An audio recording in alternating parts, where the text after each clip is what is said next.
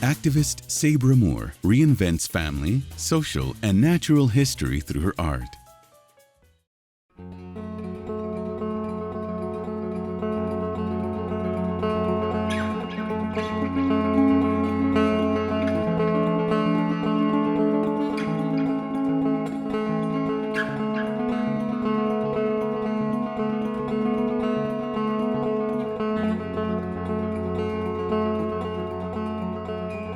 You have talked about art being a kind of personal archaeology, a kind of story collecting. What is art for you? I think it's an attitude towards life, an attitude for making things. Art is a place where you can really conceptualize and resolve things that maybe you can't resolve always immediately in actual life. It gives you a place to go forward.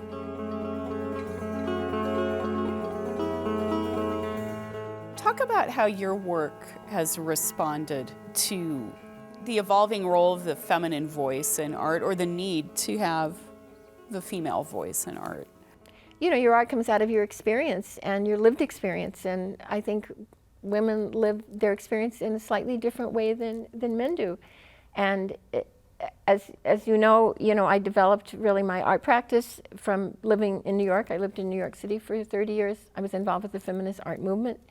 And an essential part of our working together was that we came together in order to both address the issue of sexism and exclusion in the art world, but also to figure out what it is we had to say and what we wanted to say. I wrote a memoir about the women's art movement in New York, and one of the things I analyzed in that memoir was my own formal approach to art. And for me, what happened was I was doing paintings on canvas, but I come out of a quilt making family in East Texas, so I sewed from the time I was 5. And my grandmothers and my great-grandmother were all quilt makers, so I had that experience, that first art experience of standing around the bed with my grandmothers and looking at the quilts and talking about borders and patterns and also giving our clothes and telling the stories.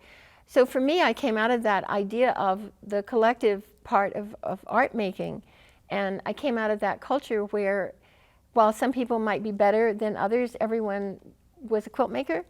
And so that was a kind of model for me. And when my daddy's mother died, I wanted to make art for her.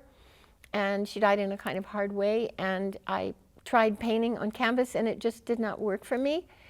And then I came up with the idea that I would make art using her forms and my materials. And that turned out to be really my own language. That was the authentic language for me.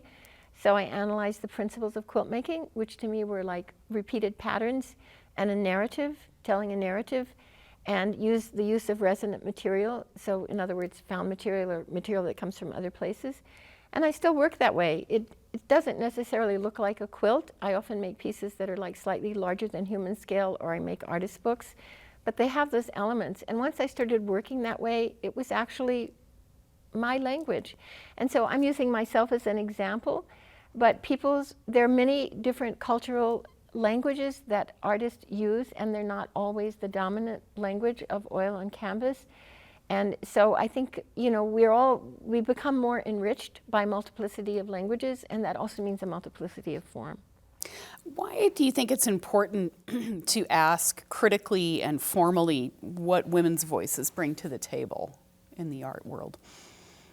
Because I think we bring a different voice to the table. When I started out as an artist, there was that concept of universal art, but the fact is it was always all made by white men. So it wasn't universal. It was actually a very particular voice, and that means an exclusionary voice. When you have a multiplicity of voices, you have a multiplicity of experiences. I was one of the first artists who actually made an artwork about abortion. I made a large piece in the 90s that's a wardrobe called Opening Doors Work, in which I have a double story, my own story, as a list of 14 things that I did in order to try to obtain an abortion, and my aunt's story of losing a baby. And so it was a difficult piece to make, but I really feel like part of the role of the women artists is to bear witness to our experience. And also, in the process of it, it was actually kind of helpful for me to look at I made this about 20 years after that had happened to me, to sort of look at my younger self and kind of find a way to conceptualize that experience.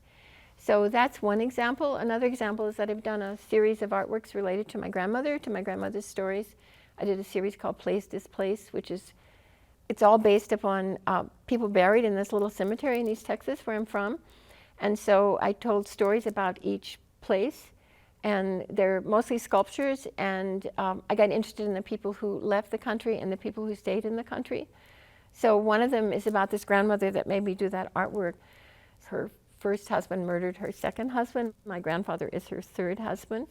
So it was this gradual discovery of how to deal with that issue of violence against my grandmother, but in a certain way, she was always sort of marked as being different, even though she was the victim of the violence. And so I made these pieces, but my point was to resolve it, not to emphasize the violence, but to emphasize the way that my grandmother had survived it. So I have a little toy gun in this painting but it's sewn in like a wound, like a scar. So I've done these many kinds of work where I try to tell stories, but conceptualize them as artworks, as a way to make them physical in the world. And they're a little like descansos in a totally different manner. That idea of a kind of looking at memory in a certain way.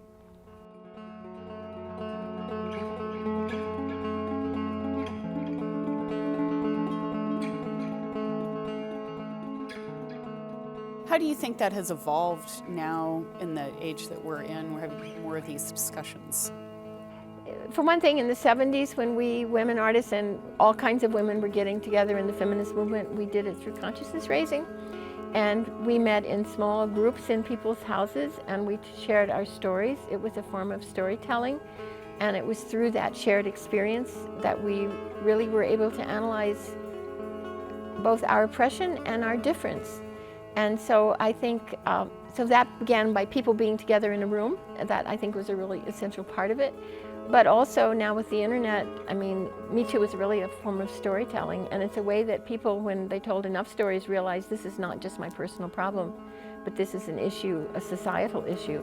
I think that's what you learn by talking to other people is there an aspect of this that's bigger than one person?